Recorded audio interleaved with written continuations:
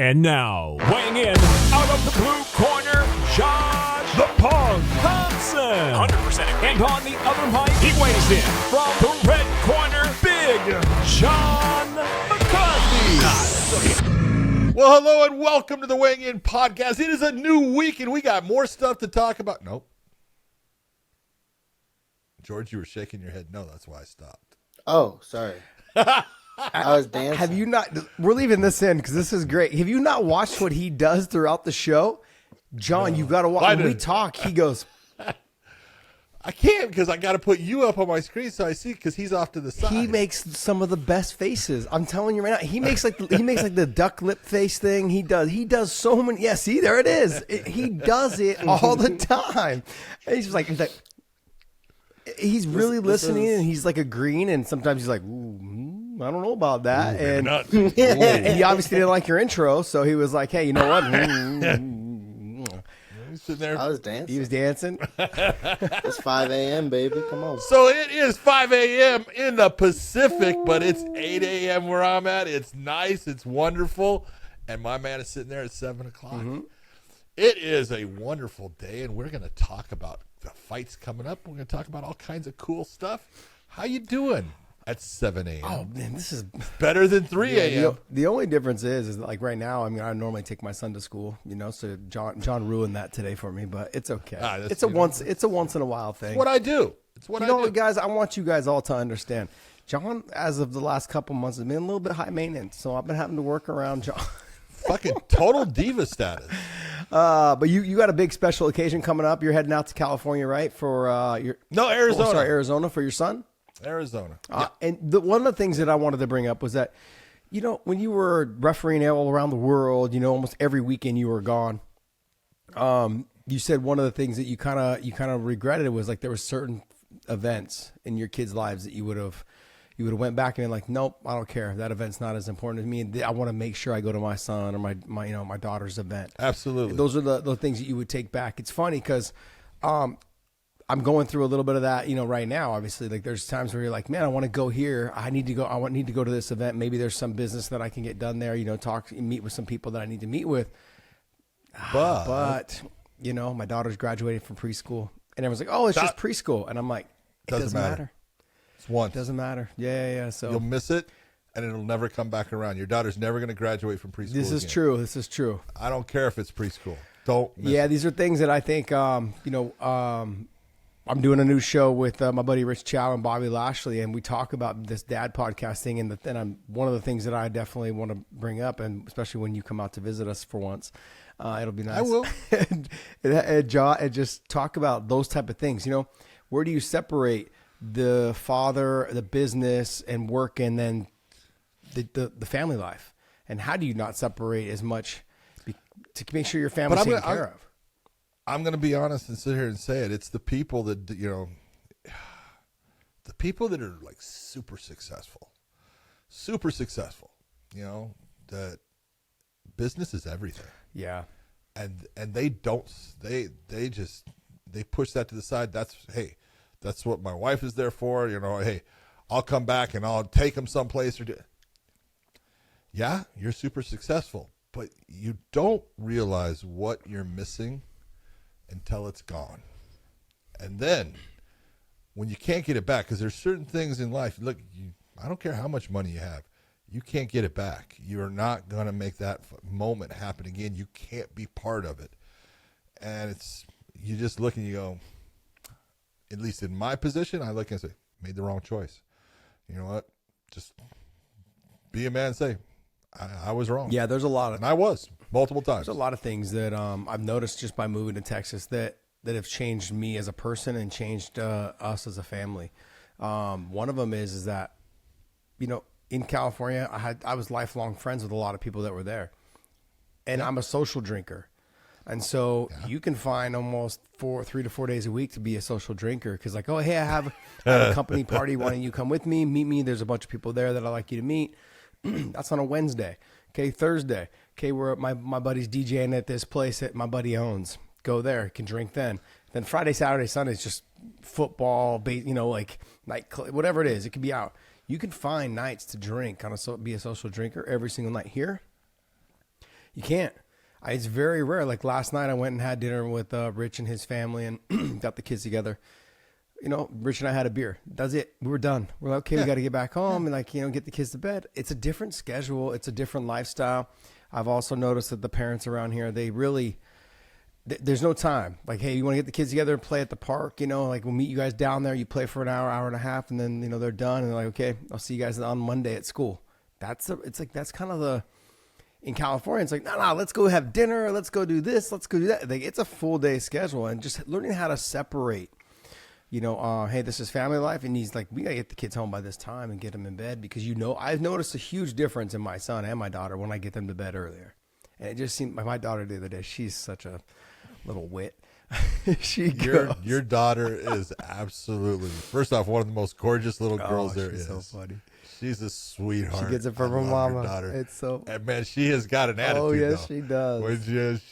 She's got that. She got fire. Oh, she goes. She looked outside. She's like, I'm not going to bed. It's still light out. It's still light out. Why am I going to bed now? And I was like, well, it's go to bed when it's dark. Dark. Yeah, I go, it's getting late. And she's like, no, it's not. The sun is up. You need to take her to Alaska. She'll never go to bed. But it's funny because when they're 4 or 5 years old, she just turned 5, and it's just funny, man, because they have so much to say. They have so much to say. Yep. My son was the complete opposite. But everything that comes out of them it's inquisitive, it's questioning, or it's no, this is the way it is. And they're sure. They're positive. Their perception is, I know I'm not wrong, and I got to prove it to you. My battle with her is she wants to wear dresses every single day, and I love it. But there's days where it's a little cold. And I'm like, hey, let's wear some leggings or something. You know, you can wear the dress maybe with some leggings. I don't want to wear leggings. I'm like, and then we walk outside. She's like, oh, I want to wear leggings. It's cold. I'm like, I try to tell you these things. She's not having it. All right, look. But like, just on a father's side, you would know, it's like, what does this mean to you now? Because now you have the time to go and be part of this, and you're going to Arizona for your son, and he's graduating. What is this? He's getting a master's degree. He's got his master's degree. So, yeah, hey, you know, the whole thing is this. You know, I wasn't smart enough to continue my education. You know, I got to a certain point and stopped. And I had told him, you know, long ago, hey, continue on. Just continue on. And he didn't, you know, and he got, you know, he was sitting in an A. Then he decided, I'll get the BS, you know, BA degree. And he did that. And then he says, you know what? I think I'm going to go farther. And it's just the fact that you continue to improve yourself. And I love that about, you know, the attitude, and that's going to Arizona to see him graduate. It's the least I can do because I missed his high school graduation because of the UFC. You know, it's like one of those, oh no, you got to be here. It wasn't the day of the fight, you know, that I had to be there. It was, you know, before it, and I actually brought him to that show. I flew him out, you know, so he can be there, but I missed his graduation.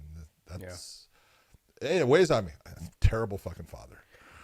Terrible. It does. Like, I mean, when I miss, it does. I mean, I miss little things like practice every once in a while when we're traveling for PFL. I know it doesn't seem like a lot. But those are those ones you look and you go, all right, it's a practice. Games, a little bit more. Yeah. You know, everything has a value. It does. I've always been very like with my father. My father, he worked so much, you know, just so he could put me in sports. Period. Like, you know, so same here.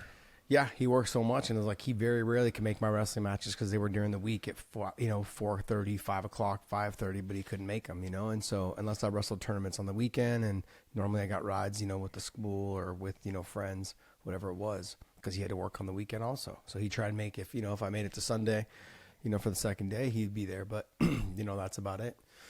So soccer games were almost always on Saturday, and if it was later in the day at 2 o'clock, he could make it, and if it was early in the day, he couldn't make it. He had to work until 2 o'clock normally. So I just wanted to make sure that in my life I was more present, and that's a big reason why we did move to Texas from California. It's, you know, but it's you figure, and you know, you talked about California and the difference, and there is a difference. There's a huge difference in just the lifestyles. Yep. And what's important and what you end up getting caught up in and how you do things. There's a complete difference as far as the speed of everything and how things flow. And you look and you go, I'm not upset at all that I, you know, grew up in California, lived, you know, raised my kids in California. Great. But I look back now and I go, I wish I would have known then what I know now about living somewhere else. It would have been different. Yeah, I'm not going to regret living there. I was born and raised there. I went to high school in Coeur d'Alene, Idaho and stuff.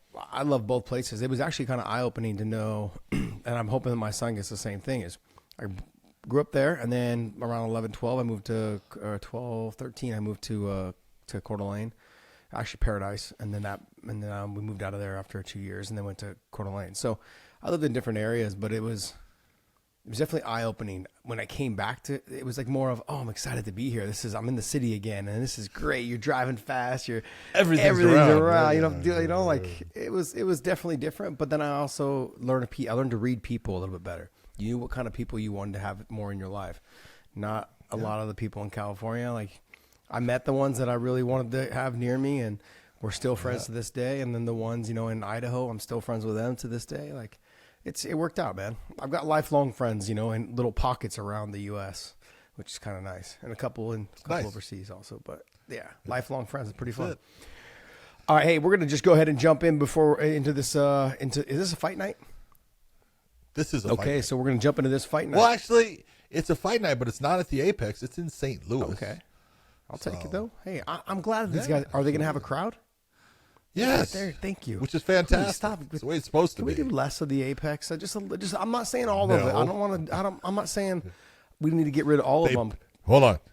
They built it for a reason. I get it. But can we just do like maybe just, one every 6 months, or sorry, not one every 6 months, like, one every other month? One a month? Yeah, one every month. Not one a month. One every other month. Let's get these guys and these females out there in front of crowds, man.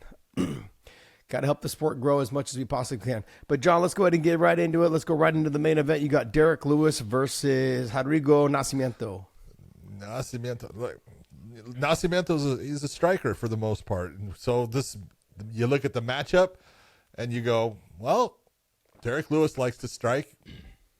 He does it in short bursts. He sits there and he waits, and then all of a sudden he explodes. And he still has speed. He still has a ton of power.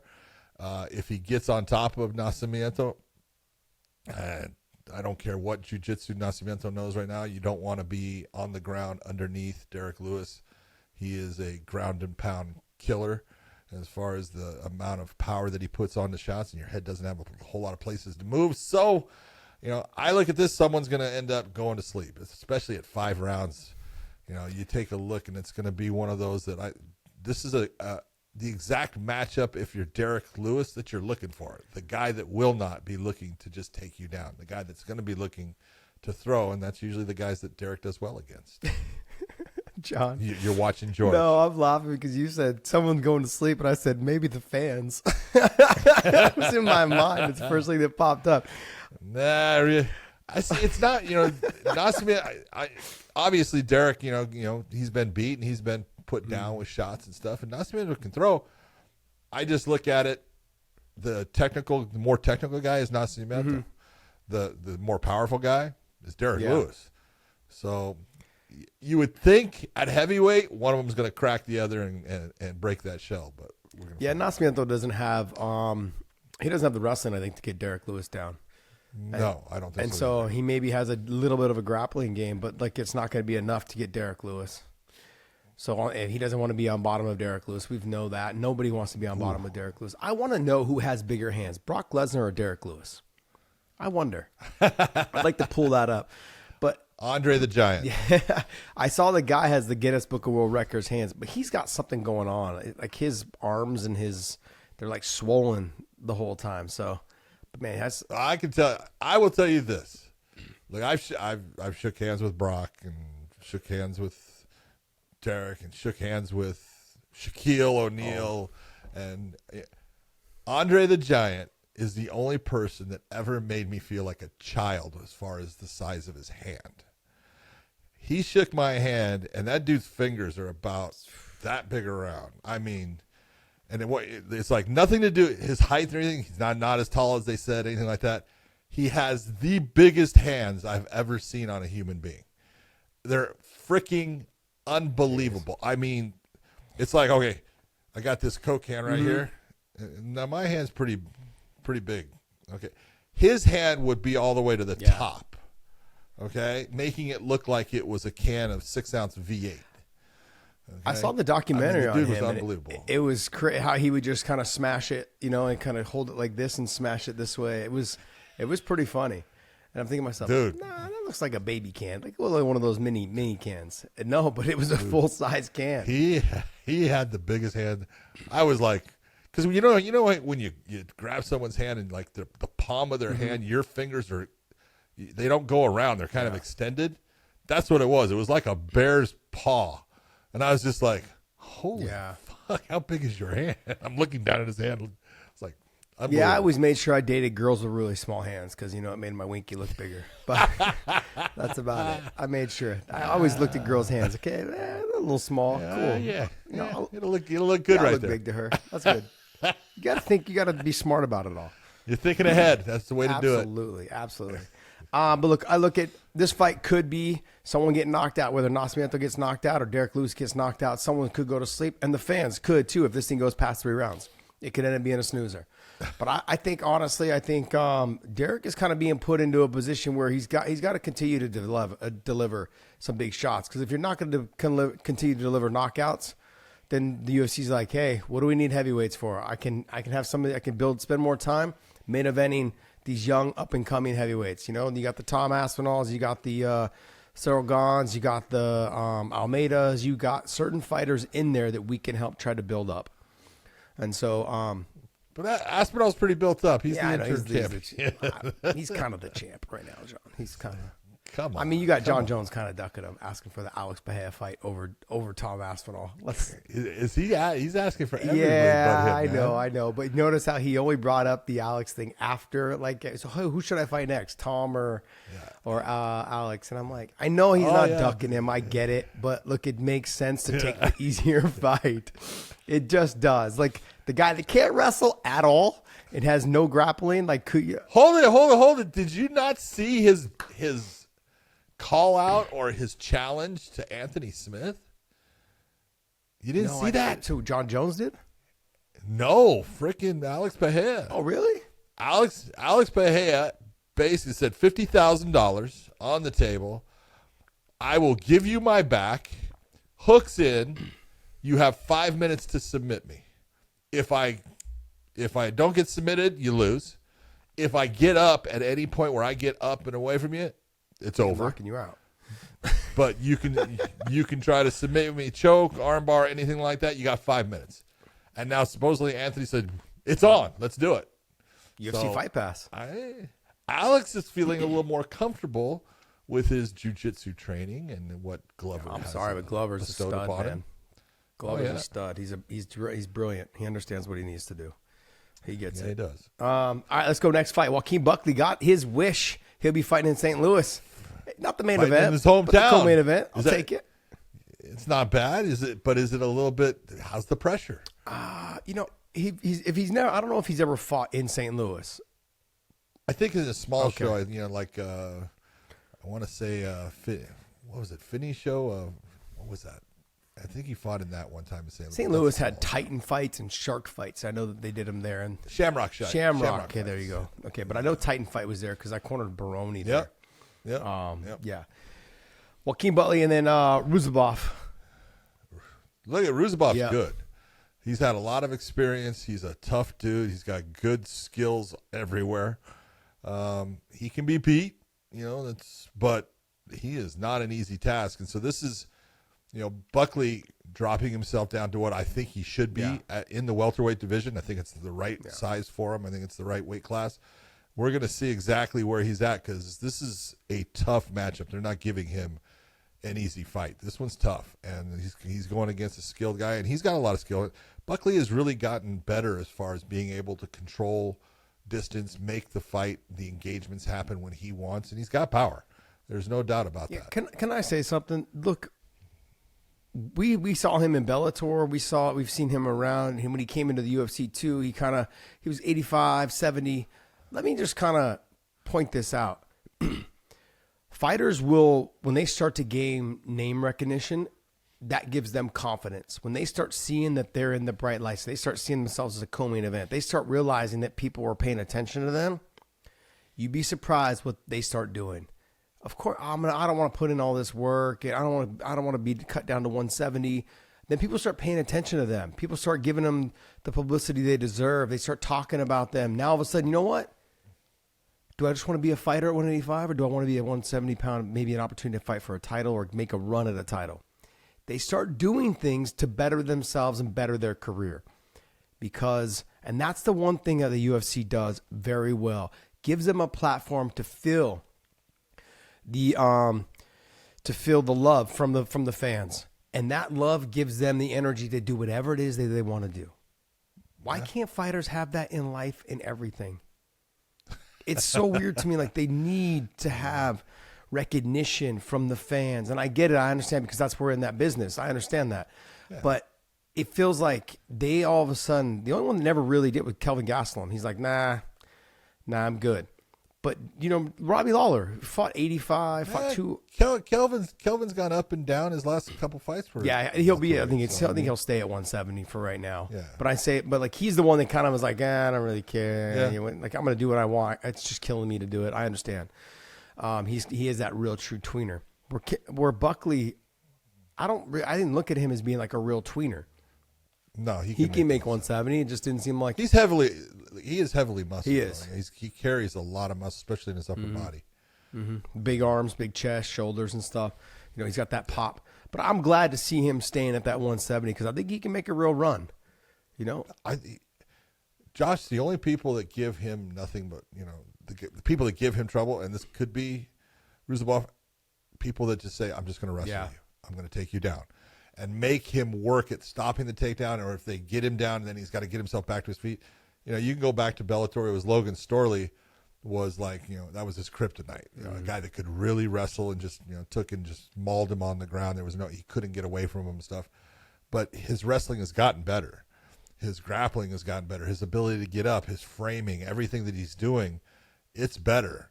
And I think he's tougher to take down now. And so he's got that, he's got that explosiveness where he can hurt you in a moment.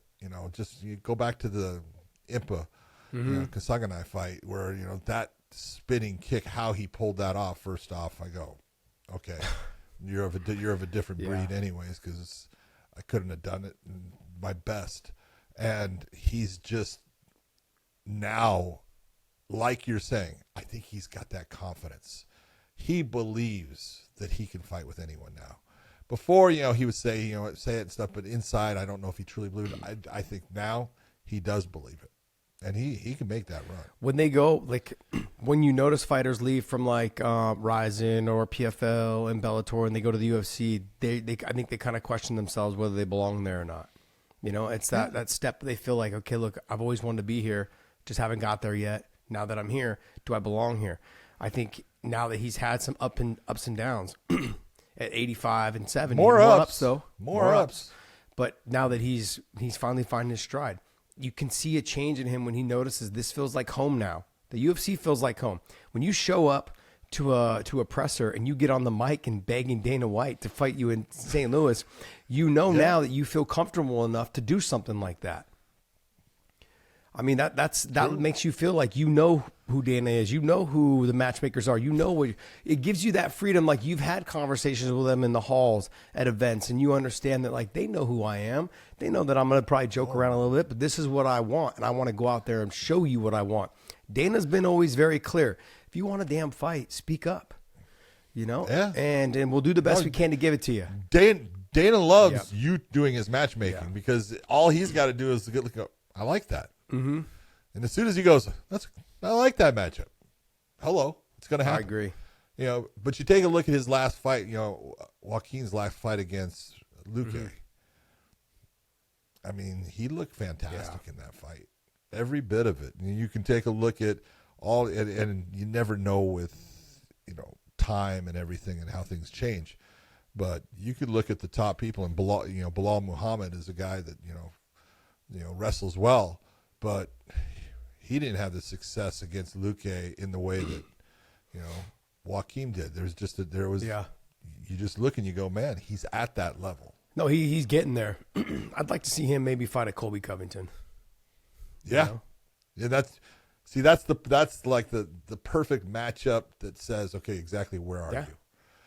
You know, based upon Colby's style and the pressure that Colby brings, can you stop it? Can you do the things that you need to do to make him fight your fight?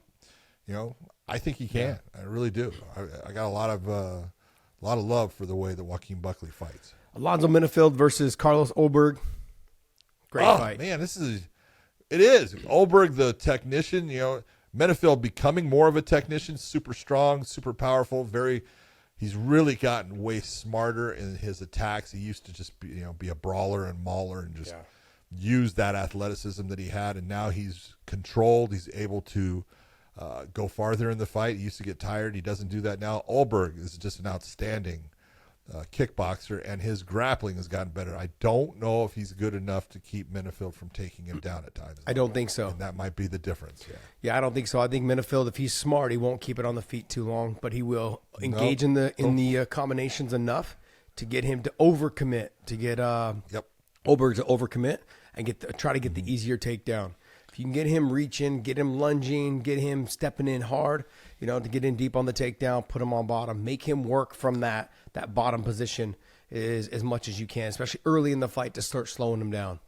And then I think Menifield will start to probably take over. If he can't get him down, if he can't get him down. I say this all the time. That's Ulberg's fight. Early and often. If the takedowns come early and often, you'll start seeing who has the advantage. If they don't come early and often, then you can say Ulberg's probably winning that fight. So, All right, you've got Diego Ferreira versus, how do you say his name? Rębecki. I'll tell you what. Diego Ferreira, we've known for a while as far as he's a solid lightweight, and he's got decent stand-up. He's got phenomenal ground game. Rębecki is just – the guy's a stud. He is just – it's that Polish power or whatever. Same as what Jan talks about. This guy's got it. He's got power in his hands. He's got good wrestling. He's tough as hell. He takes shots to give shots. Diego definitely needs to work towards getting it to the ground. I don't know how successful he's going to be with Rębecki. Rębecki's he's just damn good. And not that Diego's not. I think they match up well, but they're strong in different areas. They both can be in the stand-up. I think Rębecki overall has got more power in his hands than Diego, but good match. Yeah, Diego's one of those guys, though, he can do it everywhere. He can. It doesn't matter if it hits the ground. He's good off of his back. He's good on top. He's got good ground and pound. He's a little bit of a dog. He has everything he needs to do to make a good title run. He's always been in that. I feel like he's just not active enough, John. We don't talk about him enough. I agree. I agree with you. But you got to look and you go, how old is Diego now? I want to say he's 34. Yeah, he went on a losing spree, but he was basically in 2021 and 2020 3 times he fought in 2020. I'm so wrong. 39. Oh, he's a baby. Or no, sorry, he's older. He's older. Sorry, he's a baby. So, but his losses though, basically, I mean, Dariush is a good wrestler. He's not known for wrestling though. But then his next 2 losses were to Gregor Gillespie and then Gamrot. Then he beats Michael Johnson, KO by punch. But he was inactive all of 2022. So his fight against Gamrot was in 2021, December of 2021. Then he didn't fight again until May 20th, of 2023. Yeah, that's crazy. And now it's been another year. Yeah. So when you get older, I know this because as I got older, I was like, I don't want to fight as much because the camps start to wear on you. Yeah. But I got to be honest, I wish I would have just put pedal to the metal and been like, you know what? Fight me as much as possible. Let's just go. Let's just cash out, baby. Let's go. Because when I retired, I left a lot of money left on the table. Yeah. I'm going to call the PFL and have them activate my account. Hey, guys, I need that money, Put me in, coach. Put me in, coach. Put me in, coach. All right, what do you got? Next fight. You've got... I like this one. Yes, it's a fun fight. It's a very good fight. This is a interesting style matchup. Size-wise, Alex Karalexis has really come into his own as a fighter. He's fun to watch. Karalexis or Caceres? Caceres, I'm sorry. I said Alex Karalexis. That's an old name I haven't heard in a long time. That's because I just did an interview. It was for Tough One. All you casuals, look it up. Alex Karalexis was part of it. Shit. But Alex Caceres, I'm sorry. Thank you very much for fixing that. But he's good everywhere now. You know, look, obviously he's not going to win on the ground against Crone Gracie. But, man, his Who are you looking at? is- Alex is fighting Sean Woodson. I know Oh, that, gotcha, but he gotcha. fought I was like, what are Crone you looking Gracie. You know, but his ground game has gotten really damn good. You know, he's still not going to beat Crone, but man, it's good. It's solid. With Sean Woodson, I'm not too sure he's got to worry about Woodson's ground game, but I think he's going to try to utilize his own against Woodson because Woodson is so long, so good with his stand up. You know, goes to the body well. He's got, he looks like a spider out there. He's just, got a funky build, but man, he's effective. It's just a great matchup of styles. I want to see which one happens, but this is one of those ones most people look at, Bruce Leroy and, where Alex came from and all that whole thing that they look and go, oh, he's a stand-up guy. He's actually got a good ground game, and I think he's going to try to take Mr. Woodson to the ground and utilize Yeah, I think he'd be smart to take Woodson to the ground. But things to keep an eye on if you guys know any grappling experience, but it's a little bit different when you step inside that cage. Hitting sweeps on a long-legged guy or a long-armed person, right? Different. It's very difficult. So if he's going to be on bottom, look for him to try to come underneath and come out the back door. Look for him to maybe attack ankle locks to get himself back up on top. Kind of things to take a look at. If he ends up on bottom and trying to get these takedowns. The other thing that's another thing to keep a look at is how does he get such a tall guy down? You've got to find ways. Gathering the legs and scooping out against the fence, but it's very difficult because what they do when they hit the fence, they go wide stance. Then it's hard to gather the legs and pull them out. So he's going to have to go high crotch, like backside high crotch lift and try and take him forward, to try to knock him off balance. But is he tall enough to get him up off of his toes? That's the question. Yeah, he's not short. No, he's not. Caceres is not short. He's not. So he's not a short guy. I mean, obviously he's not as tall as Woodson, but he's not a small person. I love the matchup. I think it's whoever decided. I think let's try to put this together. It's actually interesting. Watch, it'll end up being horrible, but I think it's going to be fun. The other thing too is when Caceres is able to get to the back, look for him to try to trap those long limbs. One leg over the other, over the arms, start attacking that. That'd be something that's very key because like when they have such long arms, it's easier just to trap it. Now that's harder for them to get it out. And so those are little tiny tidbits when you're watching that fight. I think that's going to be a fun fight. I think Caceres is going to be standing a little bit with his Taekwondo / karate style stand up, and side kicks, spinning stuff. He's going to try to stay out of the range. And then if he's all the way out, he'll be all the way in on the wrestling. He shouldn't be in that middle area because that's where he's going to get pieced up. So he's got to be all the way out, all the way in, jumping in. I think he's the faster fighter. I think he's probably got more power. But that's not to say with Woodson, the stiff, long. Woodson's a volume guy. Yeah, that stiff, long, almost that Nick Diaz type. Yep. But look, when I go back to the Nick, when I fought Nate, he was super slow and he hit and it didn't hurt. But when he caught me at the end of the punch, I was like, that fucking hurt. Because it really is when they talk about snapping the jab and hit bam and making sure you're making contact at the end and turning it over. He hit me a couple times with that and I was like, you son of a gun. You are a little sneaky son of a gun. And I think Woodson has something very similar. It doesn't look like it hurts when he's hitting you with uppercuts and hooks, but if he hits you at the end, bam, it's just that. Yeah, but he's also not trying to knock you out with one shot. Yeah. He's just trying to put shots on you, and every now and then you can see when he loads up, and he does try to put power on it, but he just wants to keep on. He's that guy. He's a volume fighter that I'm just going to keep on throwing all these stones on top of you till finally you can't move, and I put you away. True. All right. We got Waldo Cortes-Acosta versus Robelis. Yeah, Mr. Taekwondo, the Cuban Taekwondo fighter who came into the UFC after having, I want to say, 4 knockouts real fast, and he knocked somebody out in the UFC real fast. So this guy's for real. I mean, he's explosive, he's big, he's strong. He's 35 years of age. I know that, but it's a matter of, in the UFC, they gave him, Josh Parisian was his opponent, who is, for the most part, pretty good in the stand-up. He's got, solid. That's where his strength is at. He will go to the ground, but most of the time he'll stand and bang with people. He just ran over Josh Parisian. And this is a great matchup.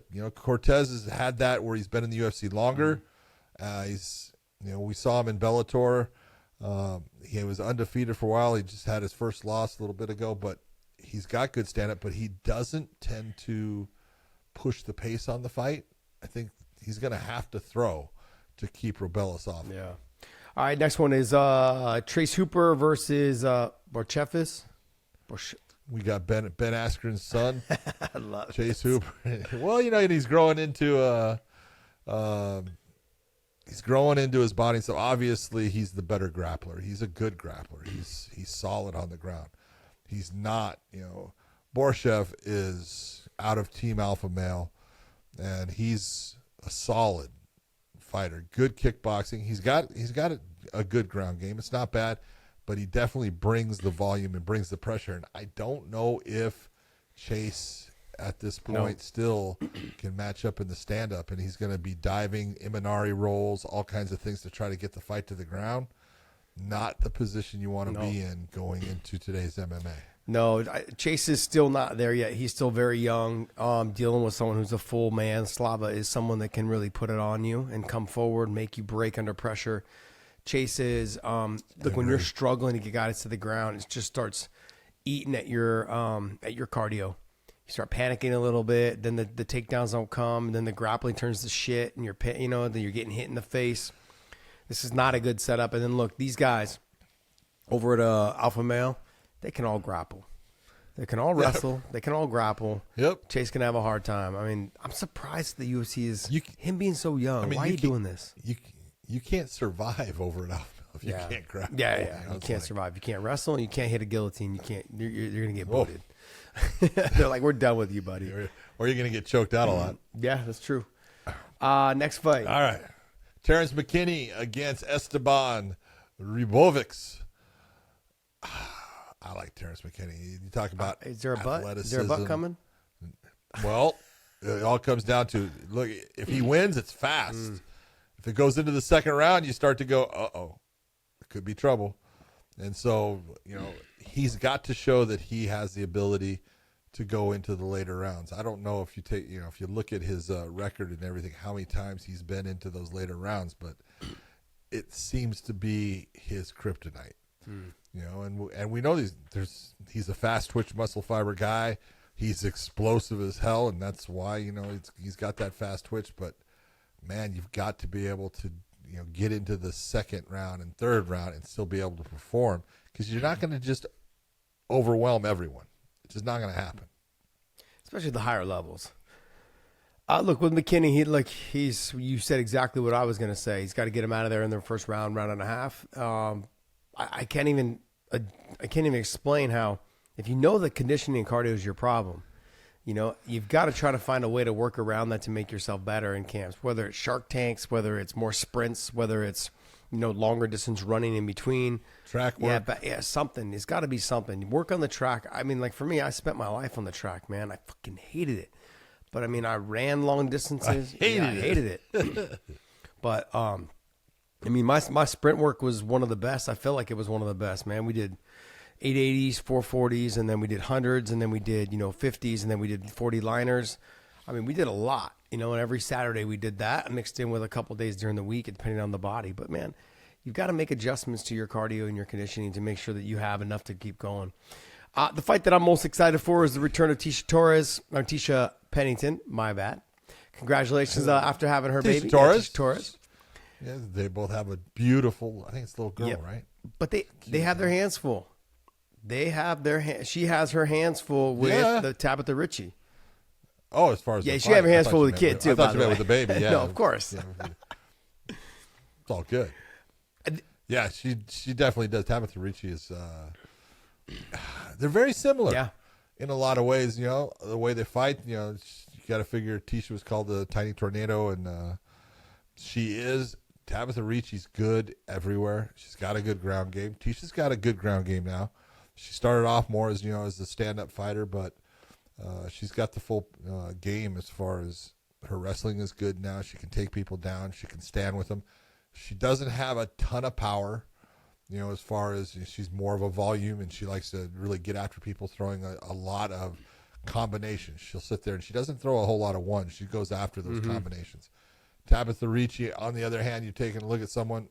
She's good in stand-up, but she's got a good ground game.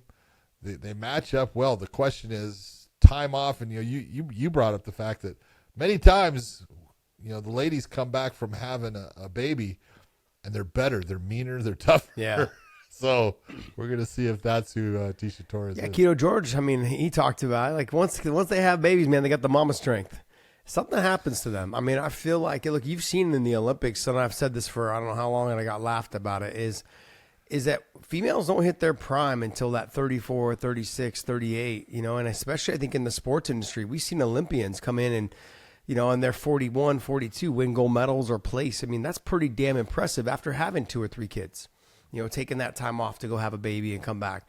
So I think the mindset changes. I think the body changes a little bit, and they got that mama strength. No different than how, men hit that 20, young men hit 27, 28, 29. They sort of become a man. They get that man strength. Their brain's fully developed, or should be by then. Mine's still working on it. We're working it out. A man's brain's never fully developed. Let's be honest. We're usually thinking with 2 heads. So, John, the fight that I'm really kind of most looking forward is the Jake Hadley versus Charles Johnson fight. This should be a damn good fight. Should be a damn good fight. Charles Johnson is, explosive, talented as far as athletic. Jake Hadley, tough as hell, and he just comes after people. I agree with you. I think that's going to be a really entertaining fight. Yeah, I mean, Hadley coming off of his loss to Cody Durden, but, man, his fight with Gordon and his fight with Candelario was both good fights. I think that, I'm looking forward to seeing. He's fun to watch. He's a kid that just kind of puts the pressure, a little bit more activity, I think, if he has a little bit more output. But, man, he's a dog. He's someone that could take a shot, give a shot. He'll dig deep if he has to. And Charles Johnson, though, somebody that I'm actually very encouraged by because he's so fast, so slick on the feet. The two of them are going to get after it. I wonder how long it takes for Hadley to try to get this fight to the ground, if he does at all. Fight IQ-wise, I'm not saying it's there, but it makes for fun TV. So, but overall, great fight, man. I'm looking forward to that fight, and that's the third fight on the prelims. So make sure you guys check it out. Hey, guys. Before we move on, make sure you guys subscribe to us here on our channel. Also, go down to the descriptions and take a look there. You guys can hit that descriptions, and that'll go to our clips channel. Hit the like button and the thumbs up there, and the bell and notifications for our clips when they drop over there. I want to thank you guys for continuing to support us. But John, I have a question to ask you too. Did you happen to catch the Canelo fight at all? I did. What were your? People were fucking killing us in the comments. What? No Canelo conversation? I'm like, guys, it's 3 a.m, man. Let's talk about the UFC. We forgot. Let's go. Yeah, it's we were so hey, let's try to get this out for the UFC, and it was like, we both watched it because I was watching 1-on-1 and 1-on-1. I had my phone and I had my TV like this, and my iPad. I had my iPad, boom. Yeah. Jaime Munguia, good fighter. He's been very, solid everywhere. I think in some ways there's no different. There's the Canelo effect.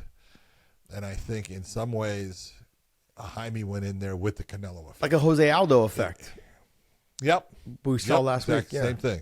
Yeah. And I didn't see the same Jaime that I've seen in other fights. The aggressiveness was different.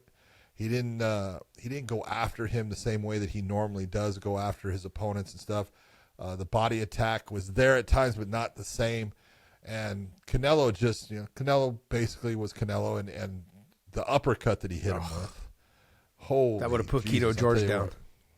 Would have put an elephant down. That was just same thing, right? Solid.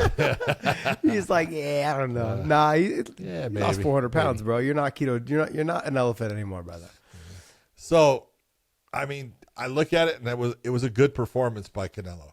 It was almost one of those ones, everything that led up to that fight and the vitriol that was coming from Canelo towards Oscar, and Oscar coming back with stuff. And I just look at it and I go, was it good for boxing? I don't know. I don't think it really was. I think a lot of people got turned off by the whole, Oscar, you're in that position. No matter what, Oscar De La Hoya was a good fighter. Yeah. People don't give him the credit he deserves. Well, because he was good what fighter. he did after his is what kind of is tainting what he did during his career. That's why. It's the stuff, all this stuff after, whether it's the cocaine, whether people, all the stuff, the videos and all this other stuff. Fishnet stockings. I mean, he just put out another video with gold tarantaduns and like medals and like. That was towards Canelo. Yeah, I know, but bro, I know you're having fun with it, but I'm like, I saw it. I'm like, what the fuck is going on here? Oh, yeah. I like the gold to But yeah, the gold to But I'm going to be honest. What he did up on the stage and talked about how he built Canelo and Golden Boy Promotions helped build him, I'm okay with that. That's good for boxing. Yeah. Let that beef happen. Absolutely. There's nothing wrong with it. Like, don't forget where you came from, buddy. Like, but then the tarantaduns and all the other stuff, I thought was kind of, you ruined it. You ruined it, man. You should have just left it as what it was. Because that was kind of, it was classy, but it was an attack. He kept it very professional. Like, look, don't forget. Until he said, so put some fucking respect. Yeah, he should have left that out. That was kind of just, what are you doing? Yeah, look. It's the whole thing. You can sit there and say, hey, you can sit, say everything you want. Golden Boy helped build you to where you're at now. Yeah. And that's true. They did. You just look and you go, I'm in that position. And so now he's got Munguia. He's got this fighter who's really good. And now he's saying, oh, he's the next, Mexican fighter. I just look at it and it was like, I think that Jaime was not prepared for the pressure of fighting the image of Canelo. And I think it affected him in the fight. I don't think he fought his best fight. I thought Canelo fought really well. I also think that Canelo, he even came out publicly and said, look, I took this fight because this young man's been very respectful. I see kind of like a young me a little bit in him. I love what he's doing with his career. I look at this as a Floyd Mayweather-Canelo situation, and where Canelo now is the Floyd in this. Well, and also taking him on when he looks at him and says, I can beat him right now. And so the other thing with Munguia, though, as I looked at him, I go, he was showing him a little bit too much of the respect. He had some good combinations in there. He had some good moments. You can tell, though, that what I mean by the respect was every time Canelo would block his 4 and 5 punch combinations, he's like, okay, I can't keep punching because I'm going to make myself tired. That's one. And I had this conversation, the other day when we were talking on the last show. Some fighters I went through this with Frank Shamrock. He's always holding back. It looks like he's waiting for me to get tired. He's waiting for my hand to come down. He's going to beat me up after this. That is probably going through Munguia's mind. Like, if I keep going too hard and nothing lands, what happens now? I'm going to be exhausted. He's going to put me down again. And then that uppercut came at the early enough in the fight to where like it kind of changed the outcome of how he approached the rest of the fight. He's like, shit, he's just a sniper. I can't get hit like that. Yeah. I can't get hit like that. But I'm very pleased with seeing what I saw out of Munguia, though. Like, very respectful. Seems like a very good kid. Like, absolutely. I'm looking. Those are the kids that when I see them, I'm like, man, this kid got in there so much to gain. Didn't fold under pressure. Just didn't have it that night. It wasn't there. No different than when Canelo fought Mayweather. Just didn't have it. Like, the speed, the boxing IQ, all that stuff wasn't there yet. He just wasn't. It's one of those. You don't realize how good that person is in certain areas until you're in there, and then all of a sudden, when you're missing, and you're throwing everything the same way you've always done it, and you've always gotten those things to land, and now they're not landing at all. Frustrating. The other thing is, I want to pump the brakes on Benavidez. Everyone keeps saying Benavidez gonna be the guy that beat Canelo. I think people got to dial it back. We're gonna see, but I'm not too high just yet on that. I'm not sure he has what it takes to beat Canelo. I think it's gonna be a good fight. But, David Benavidez is a hell of a damn good fighter. I'm not saying that he's not, John. I'm just simply saying that everyone keeps saying that he's the man, that Canelo's ducking him. Canelo's the guy that he's done. He's fought everyone he possibly can.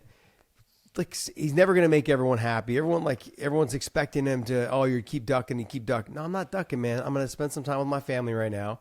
I'm going to cash my $50 million check. Okay. And I'm going to go rest. And then when I come back, Well, it's funny because everyone wants him to go after Bivol again or Beterbiev. And it's like, those guys are big. Look, honestly, Canelo is, he has gone up in weight and done that, but that's a lot of weight for him to carry on his frame and stuff. So yeah, I don't blame him for sitting there saying, no, I'm going to stay right where I'm at and just continue to pick people. And let them come after the champ.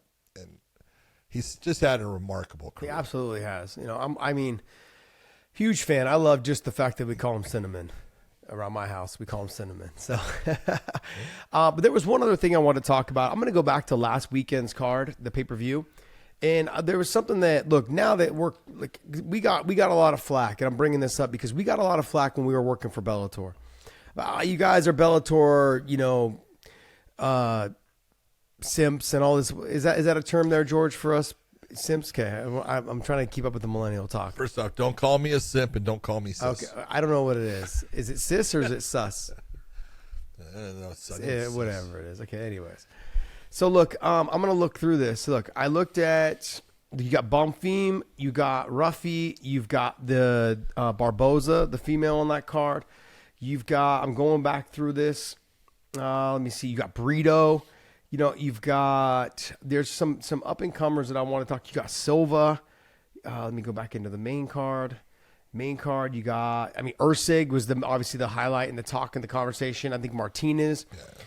I want to say this is that, look, with Ruffy, you got Ursig, the ones that came with Barboza, those three, I want to point this out. And think about this, you guys, and when we're going forward. We have said for years, there are fighters that are out there that no one's heard of that are probably better than some of the guys in the top 10. Ursig on his third fight, fighting for a title, looked fantastic. People, one round away. Yeah, people yelling at us in the comments going, "Oh, what are you talking about? Ursig won 4 of the 5 rounds." I'm like, no, actually he didn't. It was a 2-2 going into the 5th, and the judges saw it the same way that John and I saw it. But my point was to say this. You guys, there are fighters out there all around the world that are fantastic, that are better than the top 5 in the UFC, better than the top 5 in any other promotion. The thing is, as a promotion, you can't bring in 20 people from Dagestan and have them be on your fight roster and on your card. You can't. You've got to handpick the top 5 or top 8 or top 10 that you can get, because otherwise you start to lose your fans in the U.S. market or in the Canadian market or in the Australian market. You've got to dabble a little bit here and there. Just because you have Islam over there in Dagestan, look, he's damn good. We all know he's damn good. There might be a kid out there that's maybe a little bit better than him. And I'm just using him as an example because, but the UFC can't sign 10 other kids. See, I look at it, there's, and I've talked to you about different people. People look at like Khamzat Chimaev. Look when he came out. Now, I had seen Khamzat fight before he was in the UFC and said, damn, this kid's good. This kid can fight. There's a kid that's out there in Grozny, Chechnya, that, look, he's tied up with an organization there, and they're not going to let him go, and he's not going to go anywhere. That sumbitch can fight with anybody. Right now, give any champion in the featherweight or lightweight division a goddamn fight. But no one knows him. Okay, and now I've seen him, I've reffed him, but man, it's not only he. There are guys out there like that, and people don't. If you don't go around this world and see the different people that are out there and who's fighting and get a good view of the talent, and there is incredible talent in the sport of MMA worldwide, and the UFC is doing its best to always have a stable of fighters that they're going to promote as the best in the world. Hey, that's what they're there for. That's their job. That's that's marketing, and they've always been fantastic with their marketing. But they know, there's people out there. We've got too many, just like you're saying. I can only have so many people from certain parts of the world, and there's people out there that they've tried to get. They can't. They're working against people that are warlords, and these are people you try to deal with, and they basically no, and that's it. I mean, but I wanted to make sure that we talked that there's all these fighters that are out there that look, that just because you haven't heard of them doesn't mean that they're not better than these other fighters that are in any organization. They can be better than anybody. They can be a top 5, a top 3.